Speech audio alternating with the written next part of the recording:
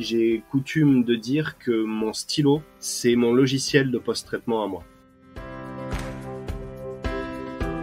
Bonjour et bienvenue à vous dans ce nouvel épisode du podcast Libre et Photographe. C'est le deuxième épisode de la 12e saison et cette nouvelle saison démarre sur les chapeaux de roue avec des invités tous plus inspirants et passionnants les uns que les autres.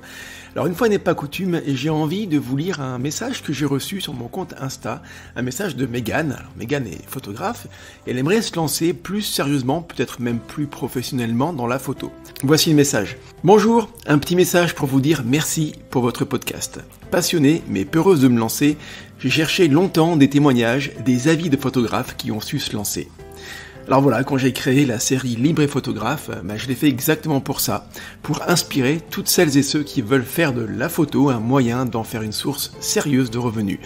J'espère que ça vous aide, vous, autant que ça peut aider Mégane. Pour ceux qui me découvrent et qui ne me connaissent pas, et qui écouteraient pour la première fois mon émission, je suis Régis Moscardini et une fois tous les 15 jours, j'interviewe un ou une photographe qui fait de son expertise photo un moyen de gagner de l'argent, alors que ce soit dans le cadre d'une reconversion par exemple, ou juste pour, dans un premier temps, se payer son matos ou arrondir ses fins de mois. Alors je lui pose des questions pour que vous puissiez prendre de son expérience, vous en inspirer et j'espère réaliser votre projet à votre tour. Je reçois aujourd'hui le photographe Bastien Masson.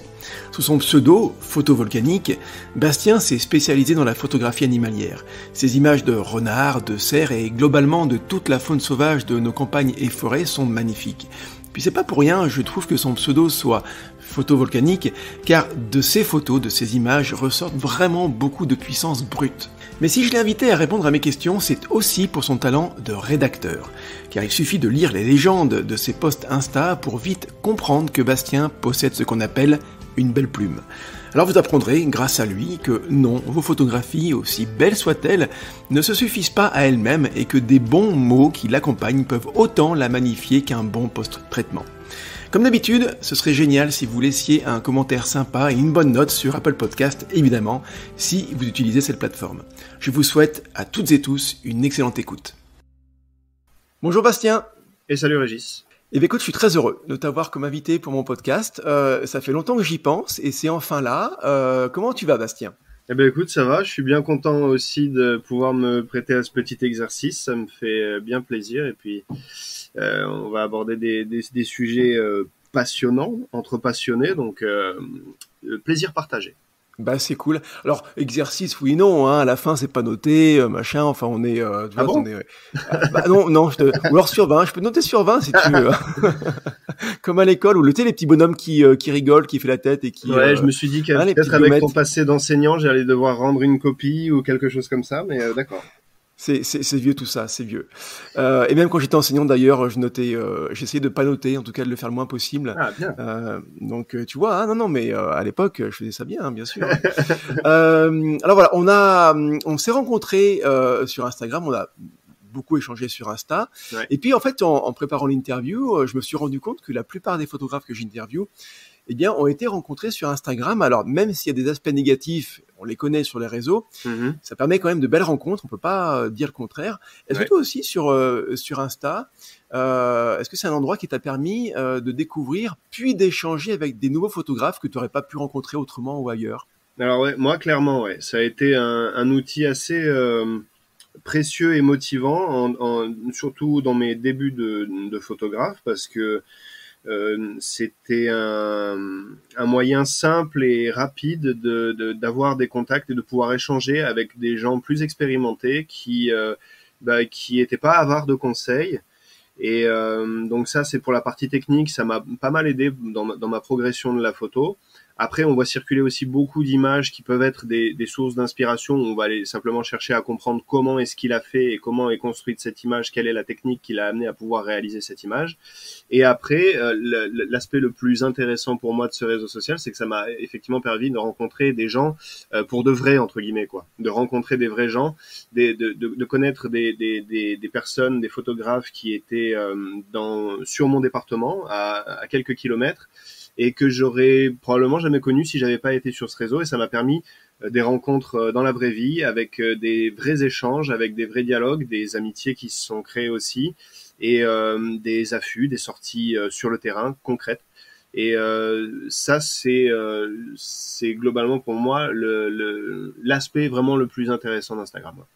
Bah, finalement, Instagram, et puis aussi, je pense qu'on peut parler de Facebook peut-être, je suis beaucoup moins, je suis même pas du tout sur TikTok ou les autres comme Snapchat, mais clairement, on pourrait presque dire qu'un réseau social, ça pourrait servir qu'à ça, à Ouais. faire se rencontrer des gens qu'on n'aurait pas pu mettre en relation sans ça. Mais une fois que la relation est faite, eh ben, on peut aller beaucoup plus loin ou Ouais. pas.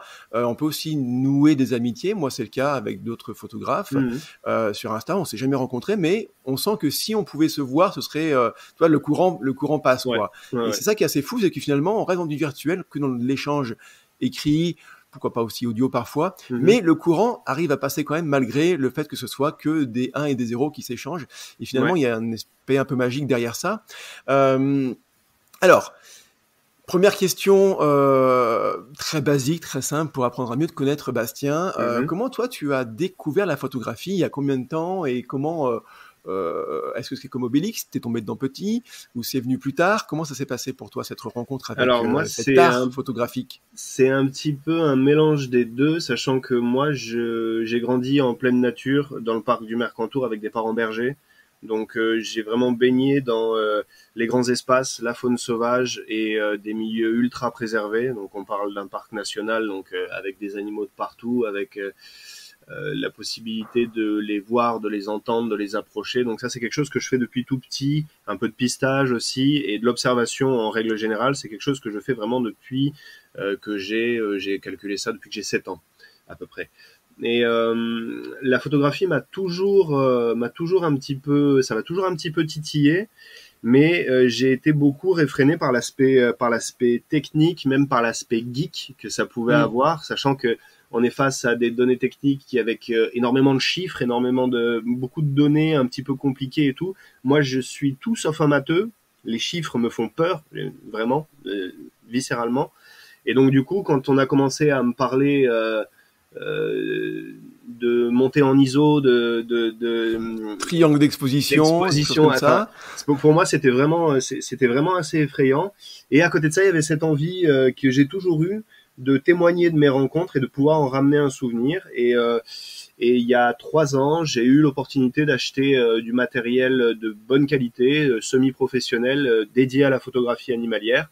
Et une fois que j'avais investi cette petite somme dans ce matériel et que je l'avais là devant moi, j'avais pas d'autre solution, soit que de m'y mettre ou alors de remettre le matériel en vente sur le bon coin, quoi. Donc je m'y suis mis il y a 3 ans. Ok, c'est plutôt récent finalement. Hein. C'est tout récent, ouais. Quand on voit tes photographies, pardon, je te coupe un peu, Bastien, mais quand on voit tes photographies, je te dis pas ça parce que tu es en face de moi et qu'on se voit et que voilà, mais ou juste pour te faire plaisir gratuitement, il y a une vraie maturité, je trouve, dans tes photos. Donc, j'aurais plutôt eu tendance à penser que ça faisait, voilà, je sais pas, en tout cas plus de 3 ans, tout simplement. D'accord. Ouais, déjà le fait d'avoir été dans l'observation depuis toujours, ça permet quand même de décrypter pas mal de choses sur terrain, de connaître les meilleurs emplacements, de savoir où se positionner par rapport à la lumière, de savoir quelles sont les saisons qui offrent les meilleures lumières, les heures de la journée. Enfin, on dégrossit pas mal en faisant de l'observation et en faisant du terrain avant la photo. On a déjà quand même une lecture du terrain qui est différente et qui est assez éclairée. Et voilà, la photo est venue après et naturellement j'ai appliqué ce que j'appliquais au terrain et à l'observation, je l'ai appliqué à la photo. Mais après cette progression plus rapide, je pense que pour revenir sur ce qu'on disait sur les réseaux sociaux, je la dois aussi à Instagram parce que je me suis rendu compte en débutant, comme tous les débutants, que 8 fois sur 10, les prises de vue que je faisais ne correspondaient pas à ce que moi j'en attendais esthétiquement.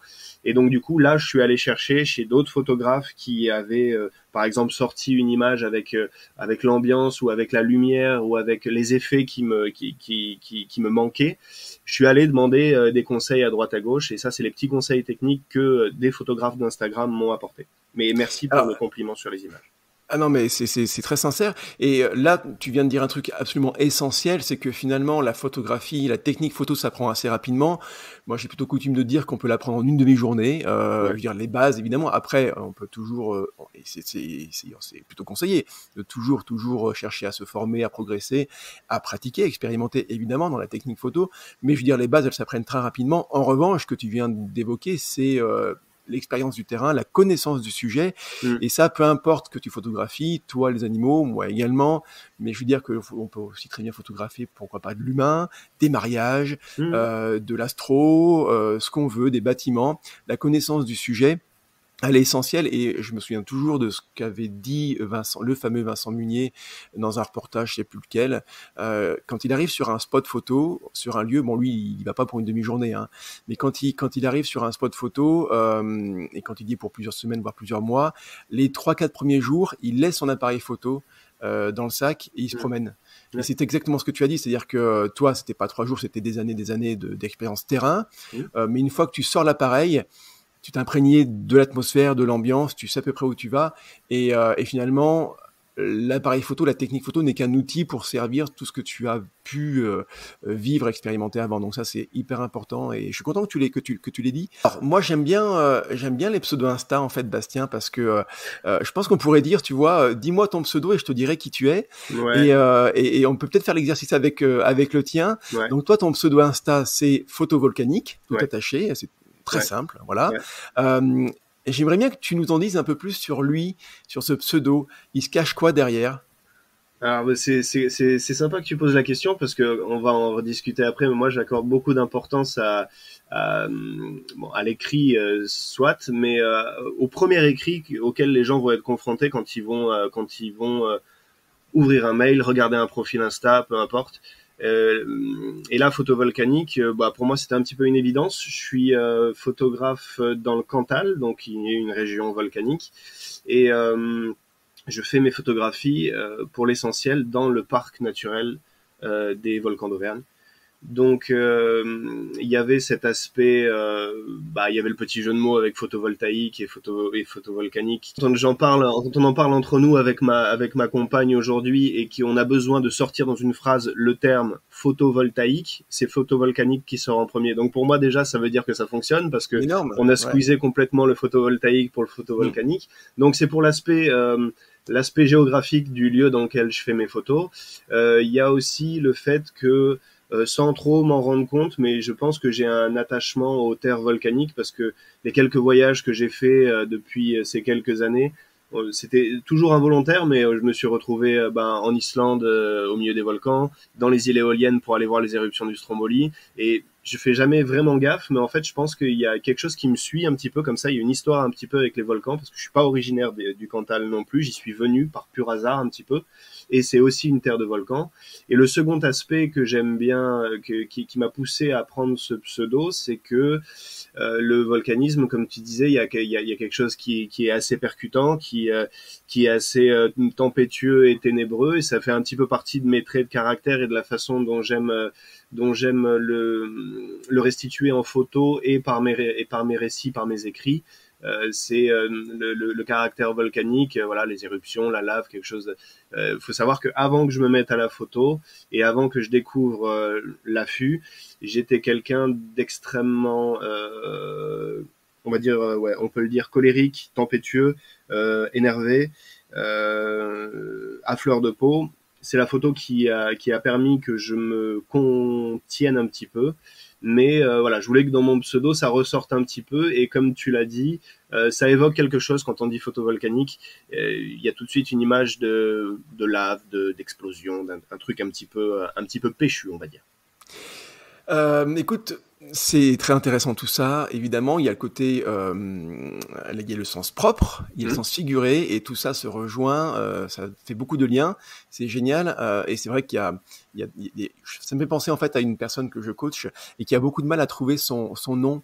Quelque part un peu son nom de scène. Alors on voit pas, je fais des guillemets avec mes doigts, mais son nom de scène, et finalement il y a un petit peu de ça aussi. Alors après, le nom de scène, ça peut être comme moi, nom, prénom, et c'est ok. Oui, bien sûr. Mais on peut aussi chercher quelque chose qui soit inventé pour nous définir plus. Et c'est vrai que quand ça, on sent tout de suite quand c'est ça. Voilà, je pense que toi, ce photovolcanique là, il est installé, il est ancré et il est très très fluide finalement quand tu le dis. On va aller un peu sur ta pratique photo, Bastien. Ouais. Donc photographie animalière, de nature. Ouais. Tu ressens quoi quand tu es au cœur de l'action? Tu as parlé d'affût. Alors pour ceux qui nous écoutent et qui savent pas exactement ce que c'est que l'affût en photographie animalière, on va dire qu'il y a deux façons de photographier les animaux sauvages. C'est soit tu vas à leur rencontre en mode un peu, alors ce qu'on appelle la bee-mode, voilà, c'est un mot un peu ancien.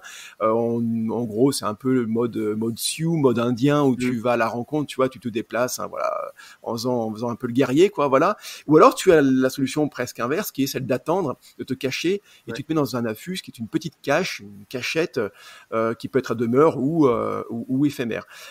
Donc, toi, quand tu es plutôt à l'affût, tu ressens quoi quand tu es au cœur de l'action? C'est-à-dire que quand tu es dans ton affût? Alors déjà, moi, l'idée de partir à l'affût, c'est quelque chose que je prépare. Par exemple, si je sais que ce soir je vais aller en affût, c'est quelque chose que je vais préparer. Mon subconscient va préparer toute la journée. Je vais me mettre en situation et je vais me dire que voilà, à la fin de la journée, il va falloir que je sois entièrement disponible pour aller me mettre à l'affût. Il s'agit pas juste de s'asseoir et d'attendre. Je pense que c'est important aussi d'avoir bien préparé dans sa tête, d'être calme, d'être dégagé de toute responsabilité ou de tout événement parasite pour pouvoir vraiment se concentrer dessus. Moi, ce que je ressens plus que ce que je ressens, ce que je recherche en allant en affût, je cherche à m'annuler. C'est intéressant comme expression, ça. J'avais jamais entendu. Ouais, moi tu verras, il y a plusieurs expressions que j'ai développées autour de l'affût. Moi, je cherche à annuler plus que ma présence, à m'annuler moi. Je ne veux plus exister pendant les 4 heures où je vais attendre qu'une bête passe. Alors après, la bête, elle passe. Tu veux plus exister par rapport à la nature. En gros, tu veux vraiment être celui qui n'est pas là pour que les animaux puissent faire ce qu'ils ont à faire sans que toi, tu interviennes, tu interfères dans leur comportement. Ou tu veux t'annuler toi dans le sens où une espèce un peu côté méditatif où tu ne veux plus rien penser du tout, tu vois, et tu es dans l'instant présent. C'est quoi c'est les deux, peut-être? Il y a ces deux aspects-là. Moi, en ce moment, on parle beaucoup de méditation, de pleine conscience et tout. Donc, moi, c'est une pratique vers laquelle je me suis jamais tourné, mais en me renseignant un petit peu sur ce que c'était, je me suis rendu compte que c'est exactement ce que je fais en affût, en fait. Sans le savoir. C'est déjà une pratique que je mets en œuvre parce que l'affût, ça nécessite pour moi tellement de concentration et en même temps tellement de contemplation que il y a besoin de rien et il ne faut rien en fait. Il faut pas de téléphone, il faut pas penser à la journée de demain, il faut pas penser à la journée qui vient de se passer. Il faut juste être là et c'est vraiment un exercice. Quand je te disais que moi j'étais quelqu'un de plutôt très énergique, voire un peu hyperactif et un peu tempétueux, quand j'ai découvert l'affût, mon tempérament s'est adouci du jour au lendemain quasiment, quoi. Ça m'a un peu changé, sachant qu'au début je pouvais pas faire de l'affût, quoi. J'étais beaucoup trop speed pour ça ne convenait pas. Il y a deux ou trois rencontres et 2 ou 3 affûts qui m'ont fait prendre conscience de tout ce que ça pouvait apporter. Et donc du coup voilà, moi ce que je recherche vraiment c'est ça, c'est m'annuler totalement en fait, qui est plus rien d'autre que même l'objectif, l'appareil photo, bon il est là et s'il y a quelque chose qui se passe, je vais prendre la photo. Mais pour moi c'est vraiment faire partie de ce que j'appelle le grand rien, quoi. Faire partie de tout ce qui m'entoure. C'est génial et c'est vrai que du coup ça me fait penser peut-être à deux grands aspects, deux grandes façons de photographier qui sont pas du tout, comment dire, opposées dans le sens où il y en a pas une qui est meilleure ou moins bien que l'autre, mais voilà, là toi tu parles de l'animal et de la nature, et effectivement c'est se mettre complètement en retrait pour que tu n'interfères pas du tout sur la vie animale, la vie sauvage qui est autour de toi. Mais on peut parfaitement penser également à quelqu'un qui ferait la photographie de rue et qui voudrait aussi avoir cette recherche-là de s'annuler. Aussi dans peut-être un état d'esprit un peu contemplatif et méditatif, pourquoi pas, ça peut être tout à fait possible, je pense, mais aussi pour ne pas interférer sur la vie sociale des gens qui sont autour de lui et photographier la vraie vie telle qu'elle se passe. Après, il y a l'autre façon de photographier, c'est d'avoir de maîtriser les éléments. Et tu vois, je pense particulièrement aux photographes de studio, mais pourquoi pas aux photographes aussi peut-être de rue, mais qui va aller chercher quelqu'un, Mm. un inconnu, et puis discuter avec lui et lui demander de prendre telle ou telle pose. C'est vraiment un autre aspect de la photographie. Bien sûr. Mais c'est vrai que dans la photographie nature, il y a quelque chose qui, je vois pas comment, tu vois, on pourrait intervenir, quoi. Tu vois ce que je veux dire? Peut-être en macrophotographie. Je sais pas ce que tu en penses, toi. Est-ce que toi, tu peux aussi des fois avoir cette envie de maîtriser plus ton élément. Alors, moi, c'est un aspect que j'ai un petit peu développé parce que je fais pas que de la photo animalière, je fais de la photographie de fleurs aussi pas mal et un petit peu d'insectes, donc ce qu'on appelle de la proxy photographie, parce que c'est pas de la macro, c'est vraiment de la proxy photographie. Et au début, j'étais vraiment fan d'animaux et je suis tombé sur quelques fleurs magnifiques qui m'ont fait aimer la proxy photographie. Et je me suis rendu compte que justement, en termes de comment dire, de maîtrise des éléments, comme tu disais, on a un petit peu plus de liberté quand il s'agit d'une fleur ou d'un insecte. On peut tourner autour pendant des heures, aller chercher l'élément du fond pour faire son bokeh qui est plus dans un angle que dans l'autre. Mais ce sera toujours en conditions naturelles et je sais qu'il y a des photographes, de très bons photographes qui le font en macro, qui vont monter carrément un studio en extérieur pour avoir Clairement. des effets et tout. Moi, j'admire le travail, j'admire le résultat, mais c'est pas quelque chose qui m'attire parce que c'est pas tant que ça l'impression de tricher, mais c'est l'impression de pas avoir joué avec les règles de la nature en fait. C'est d'avoir Ok. amené des éléments extérieurs et ça va me chiffonner un petit peu parce que quand on arrive à faire la photo qu'on veut, qu'on a en tête dans des conditions de lumière naturelle et avec des éléments naturels en arrière-plan et en avant-plan, c'est gage d'une satisfaction de folie en fait. Parce on n'a pas triché entre guillemets, on n'a rien apporté en plus, tout était là. Il a juste fallu entre guillemets se donner la peine d'aller chercher l'image qu'on avait en tête quoi. Ouais, ouais. Mais c'est vrai que moi j'ai toujours entendu dire, et moi je le pensais aussi au départ, hein, très franchement, puis après quand tu réfléchis, quand tu discutes beaucoup avec des photographes, grâce aux interviews que je peux faire notamment, Mm-hmm. voilà, au début, moi je me disais, c'est plus dur la photographie animalière parce que justement tu ne maîtrises pas ton sujet et la difficulté elle est là, c'est-à-dire qu'en gros tu fais ce que tu as, et par opposition justement au photographe de studio qui lui va déplacer ses lumières, donc je me disais naïvement, bah, c'est plus simple pour lui. En gros, il veut avoir tel effet, il déplace la lumière, tant de puissance, tant de machin. Mais en fait, pour avoir testé également la photographie de studio et celle au flash, la photographie sociale comme ça, et ben je me rends compte que le fait d'avoir l'entière latitude pour faire ce que tu veux, eh bien c'est pas un gage de simplicité. Au contraire, comme tu peux faire ce que tu veux, ça apporte pas mal de difficultés, pas mal voilà de tu te dis mais qu'est-ce que je vais pouvoir faire, tu vois, c'est à toi de créer la photographie et le fait d'avoir à créer la photographie peut aussi apporter des difficultés supplémentaires. Donc en gros rien n'est simple, et je pense qu'il n'y a pas une type de photographie qui est plus facile ou plus difficile qu'une autre. Alors mon précédent invité Bastien c'était Ken, alors le pseudo pareil on pourrait aussi en parler avec lui, j'aurais pu en parler sur son pseudo Instagram, c'est Ken Giscan, pardon. Et lui, sur son compte Insta, il propose plein de photographies différentes. Voilà, de la moto, du drone, du paysage, de l'animalier, des bâtiments, du portrait, bref, plein de choses différentes. Il touche à tout et je trouve ça très bien. Toi, c'est pile l'inverse que de la nature. Ouais. Est-ce que c'est vraiment le cas? Est-ce que c'est juste ce que tu affiches toi sur Insta, mais tu photographies plein d'autres choses, sauf que tu le montres pas? Ou réellement, tu es vraiment un photographe nature et tu ne fais que ça? Ouais, non, moi je suis vraiment axé essentiellement photographie nature, faune et flore sauvage. C'est ce que je fais, c'est ce que je sais faire, c'est ce qui m'éclate. Et dès qu'il faut que je sorte de ce domaine, je sors de ma zone de confort en fait, qui pourrait être une zone d'inconfort pour d'autres photographes. Hein. Mais par exemple, je suis jeune papa, j'ai 2 enfants, on me demande régulièrement de faire des photos de mes enfants. Je suis pas capable de prendre le temps et de soigner mes prises de vue parce que ça ne me parle pas quoi. Ça ne me parle pas, ou même pour de la photo de paysage, un petit peu de photo d'ambiance de temps en temps quand ça s'y prête, mais pour moi quand je vais prendre une photo, s'il n'y a pas un élément naturel sauvage dessus, il manque quelque chose quoi. Les enfants peuvent être très sauvages parfois hein, quand même. Hein. Alors moi d'autant plus, j'ai des enfants sauvages, donc je suis bien placé pour en parler. Mais ça reste des individus humains, et de ce fait,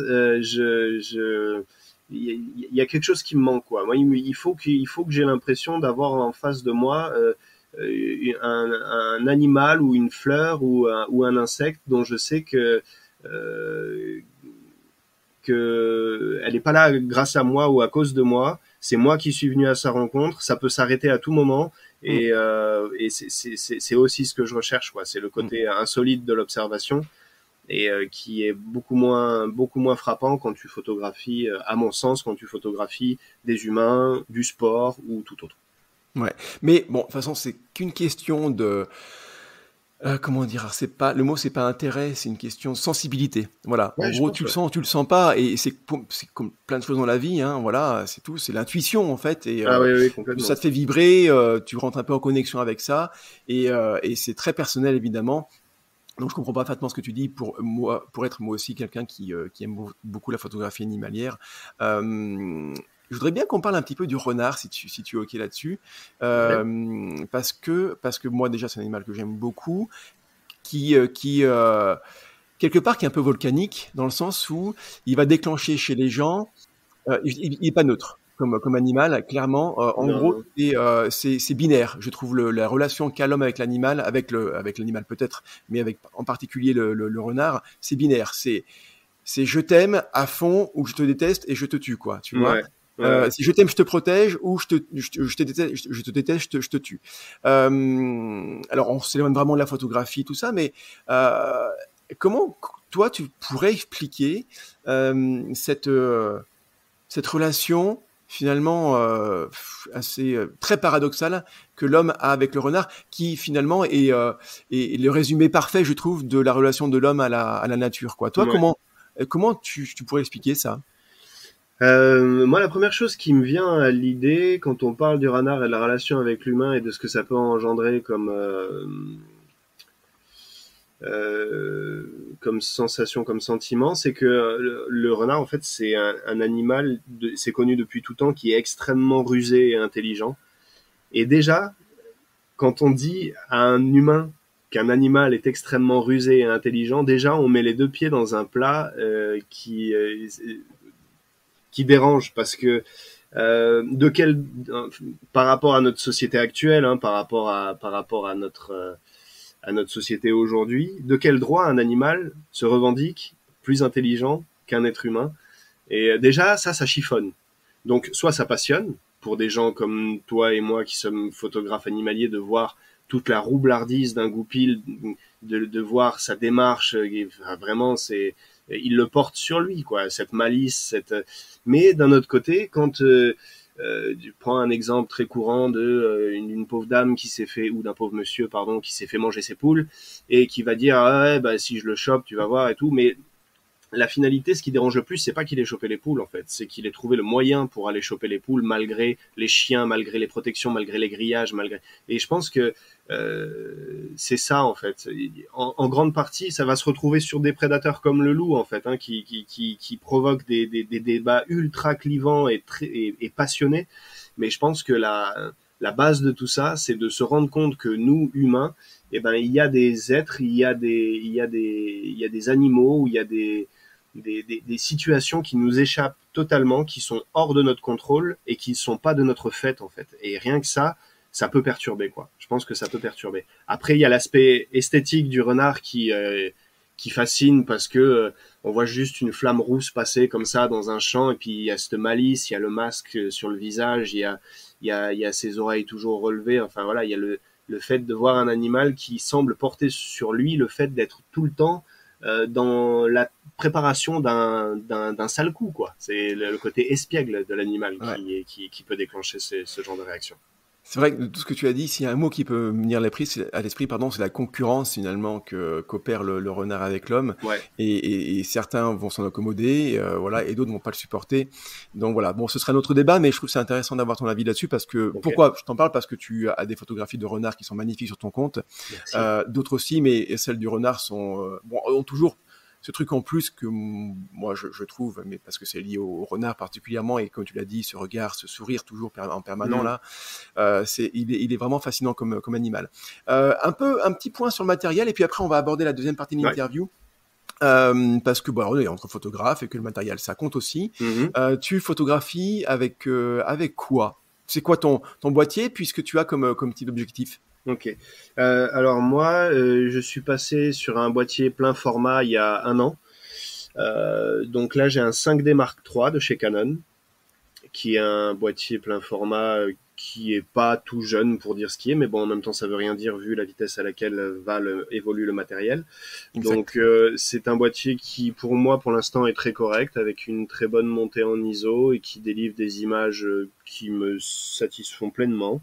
Et dessus, j'ai un objectif, alors aussi assez ancien, puisque le début de la production date des années 90, je crois. J'ai un 300 mm f4. Donc qui est pas un super téléobjectif, c'est pas un satellite, hein, c'est pas un 600 f4, ce n'est que la moitié d'un 600 f4. Mais on va dire que je me considère encore comme photographe débutant et que quand j'ai commencé la photo, je me suis dit, bon déjà j'avais pas beaucoup de moyens pour investir dans un super téléobjectif. Et je me suis dit que autant s'offrir un bon petit téléobjectif de 300 mm qui fait déjà du bon boulot et qui était comme une invitation à développer mes techniques d'affût ou mes techniques d'approche pour faire en sorte que si ma focale est un peu courte, c'est à moi de faire le reste du boulot. Donc ça m'a donné la motivation de faire le reste du chemin, c'est-à-dire de soigner mes affûts, de soigner mes repérages, de soigner mes prospections. Et c'est un objectif que je vais bientôt faire évoluer, parce que ça va faire 2 ans que je l'ai. Maintenant, j'estime que dans ma pratique de photo, je commence à me sentir peut-être un petit peu limité sur certaines choses que j'aimerais faire. Donc voilà, je vais probablement faire évoluer mon objectif dans l'année, je pense. Au profit de quelque chose de plus lumineux et d'un petit peu plus gros. Mais voilà, si je peux faire passer un message entre guillemets, il faut ne pas se ruer vers les très grandes focales dès le début. C'est la garantie de soigner les autres aspects qui vont permettre de se rapprocher du sujet ou d'être plus performant sur le terrain. Que des paroles sages et qui sont vraiment très valables et que je rejoins parfaitement. Moi, j'ai photographié d'abord il y a très longtemps de ça avec 70-300 qui ouais, j'ai commencé par ça aussi. Très, très très vite limité. Là, on se rend compte. Mais c'est très intéressant de pouvoir, je trouve, progresser, pas de ressentir par certains avec des paliers finalement de ressentir la limite de ton matériel. Pas parce que ton matériel dans l'absolu il change pas, donc c'est toi qui va évoluer, qui va grandir, et donc tu te rends compte que ton matériel il correspond plus à ce que tu veux. C'est intéressant de progresser comme ça par palier. Et donc je suis passé comme toi au 300 f4 et on dit très souvent que le 300 f4 c'est le couteau suisse de l'animalier parce qu'il permet de tout faire, du vrai animalier, même si un 300 mm ça peut être effectivement des fois un peu juste, mais on peut quand même faire des magnifiques choses avec. Et puis on peut également faire, pourquoi pas parfois du paysage, on peut essayer, mais aussi la fameuse proxy dont tu parlais, la proxy photographie, qui permet de faire des magnifiques photographies, on va dire en mode rendu macro, quoi. Donc le 300 mm est un super objectif qui permet de faire plein de choses. Donc 300 mm que tu vas faire évoluer. En termes pour les paysages, tu as dit que tu en faisais un petit peu. T'as quoi t'as un objectif particulier pour ça? Ouais, j'ai un Canon 1585 qui permet justement d'avoir un angle un petit peu plus grand et de pouvoir voir plus grand tout simplement dans le viseur. Je le fais vraiment, c'est vraiment dans des cas assez particuliers. Là par exemple, on a les ambiances de l'automne en bord de rivière avec la brume le matin, avec des couleurs, avec des choses qui des fois quand je suis au 300 mm et que je peux isoler qu'une toute petite partie de la scène, je me sens un peu frustré et je me dis que la photo mérite d'être prise. Donc pour certaines occasions, je me balade donc avec un deuxième boîtier, puisque mon objectif n'est pas compatible avec un boîtier plein format, avec un deuxième boîtier et avec un 1585 pour capturer quelques ambiances et quelques paysages. Tu parles de brume. Ce matin, j'ai emmené ma fille à l'école. Là, j'ai regretté pour le coup de pas avoir j'avais pas d'appareil. Évidemment pas mon hybride et malheureusement pas mon iPhone. Moi, j'habite juste à côté de la Loire. Le début de la Loire, elle est encore petite en fait, et donc c'est intéressant de la voir comme ça. et là, les matins sont très frais et la température de l'eau est encore un peu plus chaude, tu vois, que l'air ambiant. Donc, tu as une espèce de grosse brume, bon, qui part assez rapidement, mais une très grosse brume. Et donc, il y avait cette brume-là. Le soleil se levait. Et tu voyais vraiment le soleil, tu regardais le soleil avec les yeux, sans t'éblouir en fait, mais tu voyais quand même ce rond blanc, tu vois, même pas, enfin comment dire, juste lumineux, ce qu'il faut pour pouvoir le voir. Juste un halo. Juste un halo, quoi. Et encore, même pas tellement un halo, vraiment le disque. On voyait le disque. J'ai eu la chance de pouvoir. Il y a Club Astro à côté de chez moi et un soir on est allé l'été dernier et il y avait un gars qui avait un super matériel et qui avait les fameux filtres solaires. Donc en gros on regardait le soleil avec une lunette, quoi. Donc c'était assez incroyable et on voit effectivement ce filtre hyper puissant permet de juste voir le disque. Et ben en gros j'ai retrouvé cet aspect-là à l'œil nu et je trouve que c'était assez magique de pouvoir enfin une fois voir le soleil à l'œil nu, sans aucun matériel, et de voir ce disque-là, c'était fabuleux. Et là, pour le coup, on dit souvent que l'appareil photo, le meilleur, c'est celui que tu as sur toi. Ça aurait été vrai, et j'en avais pas du tout sur moi. Bon. Et en même temps, tu vois, j'ai pu plus observer. Donc, des fois, c'était un mal pour un bien. On profite un peu plus avec les yeux, C'est ça. Alors, donc, Bastien, on l'a compris, tu es photographe de nature. Et il y a aussi, j'allais dire, mais il y a aussi, non, tu vois, j'ai fait attention, j'ai pas dit le mais, j'ai dit et, il y a aussi un autre aspect chez toi qui est celle de l'écrivain.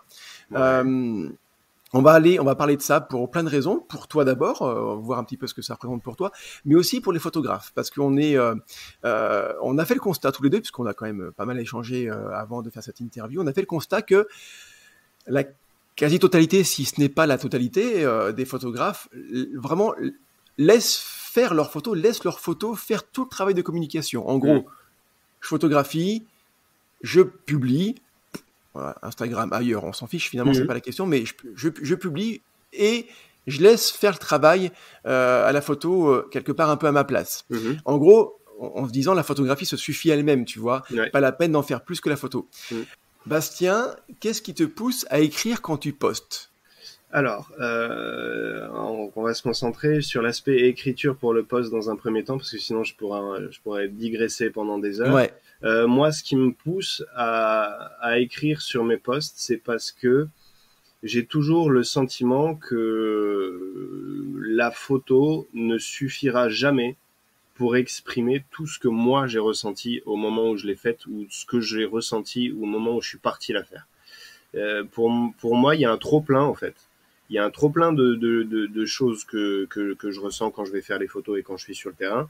Donc je suis ce qui s'appelle un hypersensible. C'est pas juste pour faire joli, mais j'ai appris que il y a des choses qui m'affectaient et plus que d'autres individus. Donc moi, quand je sors dans la nature, pour employer un terme un petit peu cru, j'en prends plein la tronche. Il m'arrive des trucs dans la tête, dans les yeux, qui me font littéralement déborder. Et aussi parfaite soit la prise de vue et aussi satisfaisante soit la photo, il me manquera toujours un truc pour que je puisse raccrocher les gens et leur dire attendez, c'est pas tout. Vous avez pas tout vu, c'est pas tout devant vos yeux.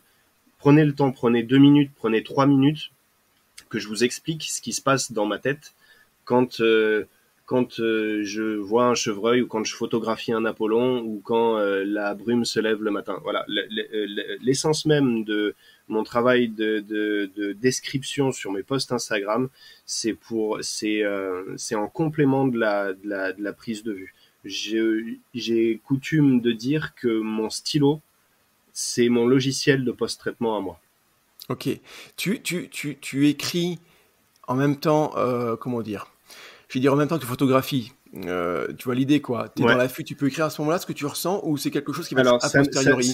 Ça m'est arrivé sur des très longs affûts d'avoir le temps d'écrire, mais généralement je préfère me concentrer sur chaque seconde que je passe en affût. Par contre, ce que j'écris pas, je le pense dans ma tête, et dès que je rentre d'affût, il faut que je le couche sur papier pour pas oublier. C'est un besoin. Ouais. Et par contre, il m'arrive très très souvent, quand je pars faire une photo où je sais que je vais cibler telle ou telle espèce, généralement je pars faire la photo et j'ai déjà le titre de cette photo dans la tête. Et le titre, on en reparlera, pour moi c'est un aspect primordial d'un récit ou de toute forme d'écriture.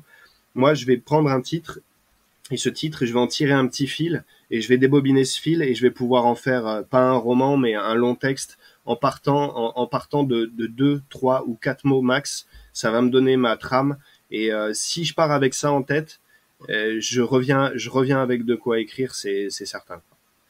Alors, est-ce que je peux te titiller un tout petit peu, parce que c'est vraiment une vraie question que j'ai. Ouais. Voilà, j'ai fait quelques expositions et je me suis rendu compte, parce que j'ai fait un peu comme tout le monde, en dessous de chacune de mes photographies, je mettais un titre. Voilà. Et je me suis rendu compte qu'en mettant un titre, quelque part, tu vas orienter la lecture que le spectateur aura de ta photographie. Par exemple, mettons, tu vois, je sais pas, mais j'ai un lapin de Garenne, puis je vais l'appeler oreille fendue, parce qu'effectivement, il avait une oreille un peu abîmée. Automatiquement, la personne va lire ça, va orienter son attention sur l'oreille et peut-être pas sur autre chose qui aurait pu l'emmener, elle, avec son passé à elle, sa pensée, voilà, sa façon de voir le monde finalement, tu vois. Voilà, j'oriente son regard. Je comprends. Est-ce que c'est, en gros, la question est très simple, est-ce que c'est bien ou pas bien? Qu'est-ce que tu en penses, toi? Alors moi c'est pas que moi j'ai fait le choix dans les titres de mes photos, donc les titres de mes photos que je poste sur Instagram, ça va être les mêmes titres qui vont se retrouver dans mes expositions. Moi j'ai fait le choix d'écrire des titres qui a priori à première vue n'ont absolument rien à voir avec la photo. Et dans l'idée justement de se passer d'une certaine orientation et de ne pas orienter les gens, mais d'aller chercher un détail, d'aller chercher quelque chose dans la photo qui ne saute pas aux yeux au premier abord, ou simplement le fait d'avoir un titre qui correspond pas nécessairement à la photo, et ben juste attirer la curiosité en fait. Dire tiens mais Excellent.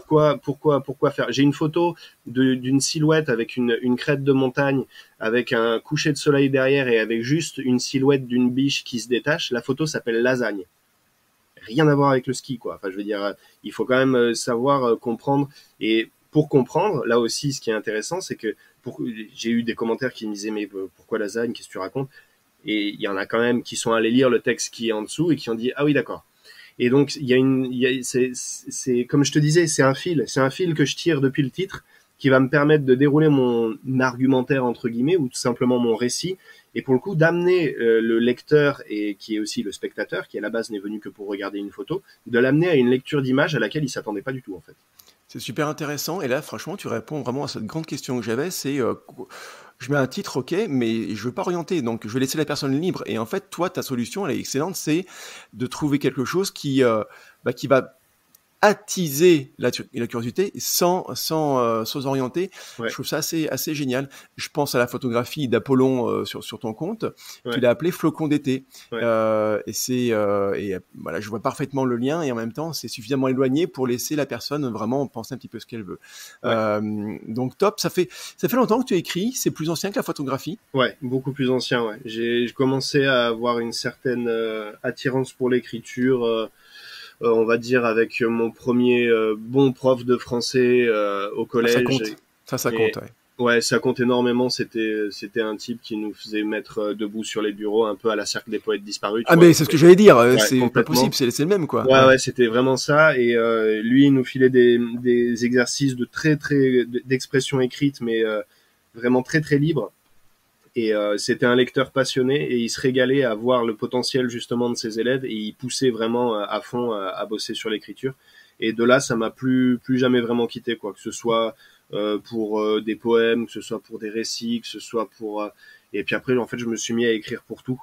Je me suis mis à écrire pour tout parce que j'avais soif de ça. Donc j'ai écrit pour quelques photographes, pour des articles de blog, pour des textes de présentation d'exposition, pour l'exposition d'un peintre aussi. Enfin voilà, j'ai essayé de toucher un petit peu à tous les domaines de l'écriture sans passer par le roman parce que je m'en sens totalement incapable. Mais ouais, c'est beaucoup plus ancien que la photographie. Ouais. Alors tu vois, moi qui ai été un stit, je suis bien placé pour savoir que en cours de primaire, et je pense au collège c'est pareil, parce que j'ai mes souvenirs de collégiens qui sont un peu lointains, mais quand même c'est ça, j'ai quand même quelques souvenirs. On écrit quand même à l'école, tu vois, on écrit. Et pourtant, le rapport en tant qu'adulte à l'écrit reste très conflictuel, un peu comme toi et les maths, et aussi d'ailleurs moi aussi avec les maths, tu vois. Autant, tu vois, c'est quelque chose qui va être plutôt simple, il me semble, quand on est à l'école. Il y a une rédaction, il y a un sujet, raconte, je schématise à outrance, mais racontez vos vacances. Ok, très bien, je raconte mes vacances. Donc, à l'école, jusqu'à l'âge, je sais pas, de 15, 16, peut-être 20 ans, on écrit. Ok. Une fois qu'on est adulte, on n'écrit plus, sauf pour remplir les chèques, tu vois. Bah, la question derrière ça, c'est toi, comment et c'est ce qui se retrouve d'ailleurs chez les photographes finalement, qui n'osent plus écrire. On n'ose plus écrire quand on est grand. Ouais. Toi, tu continues à écrire. Ouais. Comment tu expliques qu'une fois qu'on est grand et qu'on est photographe et qu'on veut communiquer sur son travail de photographe sur Insta ou ailleurs, comment tu expliques qu'on n'ose plus écrire? Ben, moi déjà, je pense que, comme tu l'as très bien dit, on écrit pendant toute notre scolarité, et en fait, quand on arrive à l'âge d'être adulte et d'avoir la possibilité d'écrire pour autre chose, ça va directement nous ramener à un aspect très scolaire de l'écriture. Donc l'aspect scolaire de l'écriture, il fait peur en lui-même parce que on a une langue compliquée, on le sait. Les règles de grammaire, les règles d'orthographe, c'est épouvantable, même pour moi qui écris tous les jours. Je replonge la tête dans un Becherel toutes les 2 minutes. Je fais attention, j'essaie de corriger et tout. Mais quand on arrive à se passer de ce prisme de notre passé scolaire, et quand on arrive à se rendre compte que, outre les règles compliquées de grammaire, de conjugaison, on a une langue d'une richesse incroyable qui nous permet d'exprimer ce qu'on a dans la tête de 10 000 façons différentes. Je pense que c'est là qu'il faut qu'il y ait ce petit déclic, qu'il y ait ce déblocage, que les gens se disent, si j'ai envie de dire quelque chose, il faut pas que mon passé d'étudiant ou d'écolier soit un frein, il faut aller au-delà, il faut se dire que si j'ai des choses à raconter, si j'ai envie de le faire, il faut le faire. Peu importe les fautes, peu importe l'orthographe, il y aura pas Madame Goubert de 6e B derrière l'épaule en train de dire attention aux doubles voyelles, attention à ci, attention à ça. Il y aura juste le fait de reprendre du plaisir à écrire, en fait. Ouais. Et donc ça, c'est une grosse partie du boulot déjà. Alors, j'entends bien ce que tu dis, effectivement, on s'en fout de l'orthographe, tu as parfaitement raison, on s'en fout pour soi. Après, quand c'est public, c'est un peu comme se photographier avec un gros spot sur le nez. Ouais. On a l'impression que il est peut-être tout petit en vrai, mais on voit que ça. Et je pense que c'est un peu pareil pour certaines personnes de se dire, ce rapport à l'orthographe, mince, je veux pas que les gens pensent que je suis une grosse merde en orthographe, ce qui est peut-être le cas, et ils vont, par extension, penser que je suis quelqu'un qui ne vaut pas le coup, tu vois, ça peut être ça aussi. Il y a des outils qui existent, hein. J'en utilise un qui est vraiment génial, qui est gratuit, qui peut être payant si on veut aller plus loin, qui s'appelle, et je l'ai presque sous les yeux, tu vois, ça s'appelle Merci App. Je fais de la pub, oui, mais sans faire de la pub, hein, mais ça s'appelle Merci plus loin App. C'est une application qui se met en extension de navigateur et qui permet en temps réel de corriger les fautes. C'est très bien fait. C'est pas infaillible, il y a des fois ça laisse passer des trucs, mais ça souligne en rouge. Alors évidemment le fameux rouge de Madame machin. Ok, mais bon, voilà, peu importe. Ça souligne, tu cliques dessus, il te propose des solutions et la plupart du temps, ça match. Donc, pour ceux qui ont vraiment ce blocage lié à l'orthographe, et je le comprends parfaitement, parce que mon épouse a ce blocage-là, par exemple, donc je le comprends parfaitement. Il y a des gens qui disent, mais moi, je veux pas écrire parce que j'ai peur de faire des fautes et que les gens se disent, ouais, il lui fait des fautes, voilà. Non, vous pouvez le faire avec des outils qui sont vraiment très simples, particulièrement Merci App, et ce serait dommage de se bloquer juste à cause de ça, sachant qu'il y a des choses qui permettent de passer à côté. Ceci dit, il y a aussi des gens qui vont se dire, mais moi, j'ai rien à dire. Qu'est-ce que tu pourrais leur conseiller à ces gens-là? On a tous quelque chose à dire, évidemment. Alors, je commencerai par mettre les pieds dans le plat en disant non, c'est faux. On a forcément quelque chose à dire. Particulièrement pour des photographes, moi, un photographe qui me dirait non, mais moi, j'ai rien à dire, je lui dirais, mais alors, avec ta photo, qu'est-ce que tu as voulu dire à ce moment-là? Qu'est-ce que tu as voulu montrer? Qu'est-ce qu'il y a à dire de plus sur cette photo? Et là, on se rend compte qu'en passant par c'est toujours pareil, hein, c'est une méthode qui s'applique pour tout. En passant par le prisme d'une passion, on arrive à débloquer une situation. Donc, moi, un photographe qui vient me voir avec un portfolio, avec un book, peu importe, et qui me dit, moi, de toute façon, j'écris pas, je passe sur ça sert à rien, on y reviendra, mais j'ai rien à dire. Alors, pourquoi tu fais des photos? Tu fais pas des photos juste pour figer un moment. Ou alors si, mais là tu viens de me dire quelque chose. Tu fais des photos pour figer un moment. Tu fais des photos pour ramener un souvenir. Tu fais une photo pour garder un instantané d'un souvenir, d'une ambiance, d'un individu, d'un comportement. Et là, il m'a déjà sorti 3 ou 4 phrases, alors qu'il a rien à dire. Donc, ça va de soi. La photographie, c'est un art, c'est un outil de communication. Donc, photographier, c'est communiquer. Donc, photographier, c'est dire quelque chose. Si tu dis quelque chose, tu peux l'écrire. Avant de parler de ce que tu fais toi en tant qu'écrivain pour aider les photographes, parce que voilà, on va parler de ça évidemment, ça fait partie de ta nouvelle activité. Quel intérêt, quel bénéfice, j'ai même écrit au pluriel sur ma question, a un photographe à accompagner sa photo par un texte? Alors, qu'est-ce qu'il peut avoir à gagner, à y passer du temps finalement, parce que c'est aussi passer du temps à écrire, tu vois. Quel est le retour sur investissement de temps à écrire ce texte? Alors, déjà, on va parler au personnage, on va parler au bonhomme, on va parler à l'humain. Travailler l'écriture pour sa photo, ça peut être une source d'un grand plaisir personnel. Parce que on va parler de quelque chose qu'on connaît, on va parler de quelque chose qu'on a fait, et mine de rien, on va parler un petit peu de soi. Et parler de soi, ça c'est quelque chose qu'on arrive tous à faire. Quand tu fais des interviews comme on le fait là maintenant, et que tu demandes à un photographe de se présenter, on va dire que c'est un aspect relativement agréable de pouvoir parler de soi, de pouvoir se révéler un petit peu, de dire des choses de soi. Donc là, ça déjà, ça apporte quelque chose d'agréable. Après, ça va apporter, pour être un peu plus terre à terre, ça va apporter, par exemple sur les réseaux sociaux, de la visibilité et de l'interaction. Si on fait un contenu de qualité, je prends l'exemple d'Instagram parce que moi je suis pas présent sur les autres réseaux sociaux, moi je suis que sur Instagram. Si on prend l'exemple d'Instagram, ça va apporter des commentaires, ça va apporter des réactions, ça va apporter du débat peut-être. Et ça, dans un monde virtuel qui est celui des réseaux sociaux et notamment celui d'Instagram, ça, je vais presque dire que ça, c'est palpable. Parce qu'avoir un retour constructif, en quelques mots, on peut arriver à créer des réactions et à avoir un retour ultra gratifiant pour soi, sur son travail et donc sur sa photo. Donc ça va être pour l'aspect réseaux sociaux, donc comme j'ai dit, interaction, communication, commentaires et donc du coup visibilité. Parce que Instagram, l'algorithme, il marche aussi comme ça. Il faut qu'il y ait du texte, mais il faut qu'il y ait des commentaires. Si ça interagit avec la communauté, alors ta publication va remonter un petit peu. Et donc, du coup, tu vas être un petit peu mieux considéré par l'algorithme. Je mets moult guillemets à mieux considéré par l'algorithme, puisque être considéré par un algorithme ne veut, à mon sens, rien dire. Mais au-delà de ça, pour les photographes qui ont ou qui veulent lancer un business photo, donc qui vont avoir une page de vente, qui vont avoir un site internet, qui vont envoyer des newsletters, qui vont faire des campagnes d'emailing, tout votre savoir-faire, tout votre ton et toute la personne que vous êtes et qui vous différencie du photographe d'à côté va passer par les quelques lignes que vous allez vous prendre la peine d'écrire. Votre offre, elle est unique parce que vous êtes unique. Vous faites pas la même photo que le voisin parce que vous n'êtes pas le voisin, tout simplement. Mais votre photo, elle suffit pas à dire ça.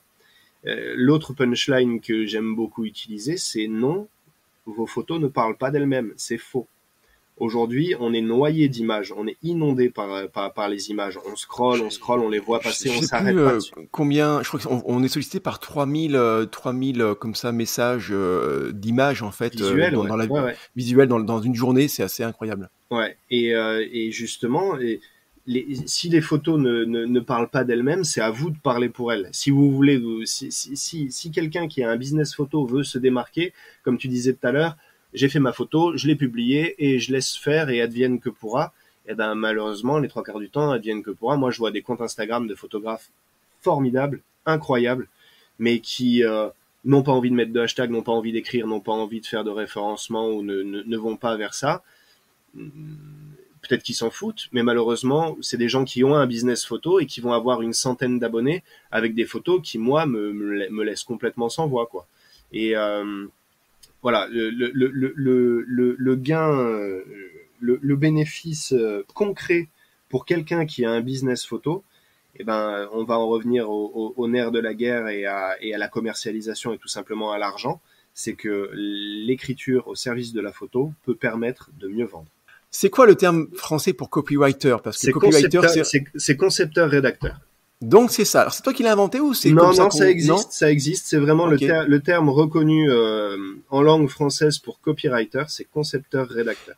Parce que c'est vrai que écrivain, tout de suite, on s'imagine Alexandre Dumas, Victor Hugo Romancier, ouais. et romancier. Donc, Ouais. alors que quelque part, c'est peut-être presque plus vrai. Tu écris, tu es écrivain, mais on s'imagine dans voilà le côté romancier de la chose qui n'est pas ton cas.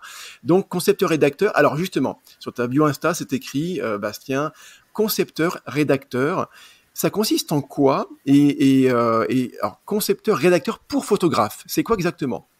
Alors, à la base, le terme donc anglo-saxon, c'est copywriter. Copywriter, c'est écrire de la copie, et écrire de la copie, si on le traduit vraiment littéralement, c'est écrire de la pub, en fait. C'est un métier, c'est un métier qui existe depuis très longtemps. À l'époque, on ne faisait pas de campagne d'emailing. À l'époque, on envoyait des pages de vente par la poste dans une petite enveloppe avec un petit timbre. Et les gens, C'était des pages de vente qui faisaient pas 3 mots, hein. On est d'accord, c'était plusieurs milliers de c'était, mots, hein. ouais, non, c'était des bonnes grosses pages de vente. Et à la fin, des gens achetaient ou n'achetaient pas. Cette profession, elle s'est mise au goût du jour avec l'ère d'Internet et des réseaux sociaux et tout simplement du marketing digital et tout. Et donc en fait aujourd'hui, c'est la même technique qui va être appliquée pour utiliser une page de vente pour des stages photos, pour un shooting privé, pour ce que vous voulez. Et du coup, il y a des techniques. Donc, moi, j'ai du mal avec ça, mais beaucoup de copywriters ou de concepteurs-rédacteurs disent que c'est une science. Moi, j'ai du mal avec la science et j'ai du mal avec les maths, donc je serais tenté de dire que c'est plutôt un art Mhm. d'arriver à choisir les bons mots pour déclencher quelque chose. Donc aujourd'hui, à l'ère d'Internet, ce qu'on va chercher à déclencher principalement, alors encore un mot anglais, ça va être un appel à l'action, donc un call to action. Ouais, C'est ouais. ça qu'on va rechercher à engendrer. Moi, j'aime bien aller plus loin et parler vraiment à l'humain. Moi, ce que je veux créer et ce que je cherche à créer en écrivant pour des photographes ou en les aidant à écrire, c'est à provoquer des émotions. Ouais. Et provoquer des émotions, ça c'est quelque chose qui parle à tout le monde, et c'est un pouvoir, ça a un pouvoir de dingue parce que à partir du moment où on a généré des émotions, on a déjà attrapé la main de notre lecteur. On lui a pris la main et on l'emmène dans une direction. Alors, il n'y a rien de péjoratif, on ne force pas, ce n'est pas de la manipulation. Ce n'est pas de la manipulation. On parle, on écrit et on essaye ouais, vraiment c'est ça, c'est provoquer des émotions pour faire comprendre que le lecteur a tout à gagner, à écouter, à lire et à vous suivre en fait. Alors, bon, moi, bien sûr que tu prêches un convaincu, hein. J'écris moi-même Mmh. depuis longtemps. Je me suis formé pour ça, donc tu prêches un convaincu, et je sais évidemment que le pouvoir des mots, il est très très fort, évidemment. Surtout en français où on sait la richesse de la langue. Ouais. Mais malgré ça, voilà, les photographes sont des photographes. Oui. Ils sont pas écrivains, ils sont Non, pas non, non. concepteurs-rédacteurs. Comment fait un photographe qui a compris, et j'espère à travers tes paroles qui sont vraiment très, très sensées, très claires, j'espère que tous ceux qui nous écoutent auront compris l'intérêt, le sens et le bénéfice à écrire pour ces photos et avec ces photographies. Malgré ça, il y en a qui n'ont pas le temps. Il y en Mmh. a qui n'ont pas très envie, il y en a qui parlent vraiment de très loin. Il peut y avoir 1000 raisons qui font que voilà, les photographes vont pas vouloir le faire, mais qui veulent quand même en bénéficier. Mmh. Toi, clairement, tu peux écrire à la place d'eux. Tu peux Oui. le faire, ça, Ouais. ouais. Ouais, moi je le fais, je l'ai déjà fait. C'est un exercice qui, pour moi en plus, est très très satisfaisant parce que c'est un super challenge de se dire que on va partir d'une personne qu'on ne connaît pas, d'un travail qu'on ne connaît pas, et qu'il va falloir se glisser dans la peau de cette personne-là. C'est un peu un travail d'acteur aussi, mine de rien, parce on va vraiment aller rechercher la personne qu'on a en face de nous. Et moi, typiquement, ça m'est arrivé de le faire pour des descriptions d'autres photographes. Il me suffit de pas grand-chose, en fait. Il me suffit d'un appel téléphonique ou de peut-être même de voir la personne ou de faire une petite visio comme on est en train de faire pour arriver à cerner un petit peu la personne que j'ai en face de moi. Et je vais demander, selon pourquoi ça va être, donc un article de blog ou une description d'une photo, je vais demander 3 ou 4 mots-clés dont je vais faire un titre. comme je disais tout à l'heure, et de ce titre, je vais tirer un fil, et ce fil va faire un texte. Et oui, ça c'est un exercice que moi j'aime beaucoup faire en plus, parce que c'est ultra gratifiant quand un photographe te renvoie un mail ou un message et te dit t'es arrivé à exprimer absolument tout ce que moi je voulais exprimer et que je n'arrivais pas à faire sortir. Et voilà, j'ai eu le cas d'une amie photographe qui m'a commandé un texte pour la présentation de son exposition. Je lui ai fait le texte et elle m'a renvoyé un texte qu'elle avait fait, dont je n'étais absolument pas au courant. Et on a retrouvé dedans je sais plus combien de mots absolument identiques en fait. Et on s'était pas concerté du tout. Et c'est quand t'arrives à ça, autant pour elle que pour moi, c'est génial, quoi. C'est vraiment génial. Ouais. Alors c'est super. Et c'est vrai que je suis sûr, c'est ça qui est top, c'est qu'il y a plein d'auditeurs qui là se rendent compte de ce métier que tu fais et tu te fais payer pour ça. C'est une activité professionnelle. Donc c'est simple. Moi je suis photographe et je veux aller plus loin dans ma démarche de communication par l'écrit parce qu'on comprend que c'est intéressant, qu'il y a de l'intérêt à le faire. Je t'envoie un message privé et on discute et puis on voit comment on peut s'arranger. C'est aussi simple que ça finalement. C'est ça, tout à fait. Ok, parfait. On arrive à l'heure d'interview. Okay. Écoute, c'était hyper intéressant. Je savais que ça le serait. Ça l'était beaucoup plus que ce que j'avais imaginé. Par ton parcours de photographe qu'on connaît maintenant très riche, mais aussi par ce métier que tu as de concepteur-rédacteur que tu nous as fait découvrir et surtout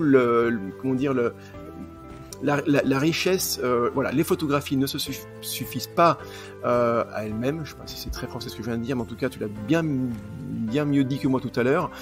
Mais merci infiniment, Bastien, d'avoir pris ton temps pour nous partager tout ça. Merci Régis, c'était au plaisir. J'espère que ça donnera envie de passer derrière le clavier ou derrière le stylo à certains photographes. J'espère aussi. À très bientôt. À bientôt. Un grand merci d'avoir écouté cet épisode jusqu'au bout. Je vous donne rendez-vous pour le prochain rapidement. D'ici là, portez-vous bien, faites des photos qui vous plaisent et n'oubliez pas, passer à l'action est le meilleur moyen d'avoir des résultats.